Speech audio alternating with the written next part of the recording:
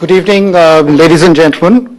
On behalf of Forbes India and the Network 18 family, I warmly welcome you to this evening's show on the eve of the launch of the Forbes list of the 100 richest Indians. We're at a tipping point, a very interesting tipping point in India's economic and business history. If we were to look ahead for the next 10 years, it would seem as if India has clearly a good thing going. And if we don't drop the ball, and I hope we don't, we're poised to become one of the fastest growing economies in the world. What is the kind of society that we would like India to see in India? I think that's the really fundamental issue.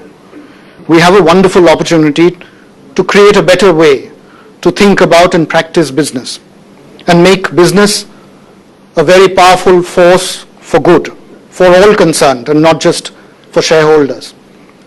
And that's the conversation we're hoping to trigger this evening.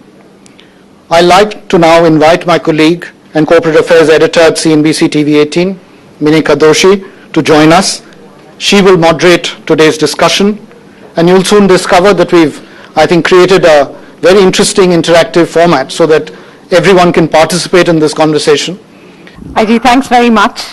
Good evening, ladies and gentlemen. I'm your performing monkey tonight. All right. Mr. Hiranandani, do you believe that Indian business, and I'm asking you to represent all of Indian business today, can follow right over the expedient? Of course, we all have to. In the ultimate analysis, if that doesn't happen, then things will go very, very wrong.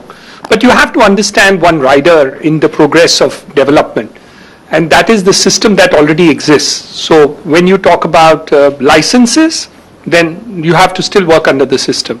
But when you work on product creation and when you do creativity, right is supreme, and giving is a part of that creation. So I think we are moving in the right direction, and a lot of things are happening where things are going right. Mr. Hiranandani, how many times do you think the phrase inclusive growth is heard in boardrooms in this country? May not be heard as much because there is a, let me be honest, the priority of the board is also creation of wealth for the shareholders, and there is a commitment which we need to do as far as that is concerned. But corporate social responsibility is a part of the measure of the board's success, is happening. May not have happened a couple of years ago, but today it's heard much more than what you had seen yesterday. Also, individual giving has increased tremendously. So if you saw something which was maybe 30 years ago, you'd hardly hear of 4 or 5 corporate leaders who were giving. Today, I think you can hear thousands of them who are giving in some way or the other. May not measure up with the size of their wealth, but I think there is a huge amount of giving which is started. All right, may not measure up with the size of their wealth. All right.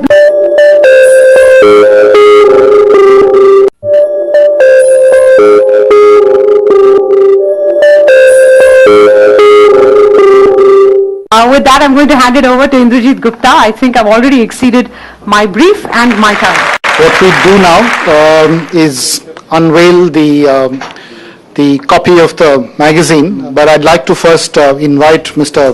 Dani to the stage because he's one of the most senior-most people in the audience. Can I also request Sanjay Pugalia, the editor of CNBC Awaz? Sanjay.